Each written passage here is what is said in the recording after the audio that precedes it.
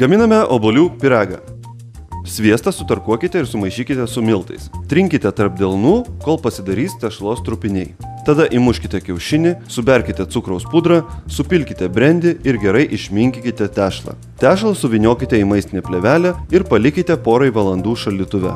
Obuolius nulupkite, pašalinkite sėklas ir supjaustykite stambokomis riekelėmis. Vieną obuolį dalinkite į 8 riekeles. Obuolių riekeles sudėkite į dubenį, apibarstykite maltais gvazdikėliais, cinamonu, cukrumi, vaniliniu cukrumi, apšlakstykite citrinų sultimis, pamaišykite ir palikite pastovėti. Migdolų drožles truputį patraiškykite ir sumaišykite su citrinų žievelėmis ir vaniliniu cukrumi.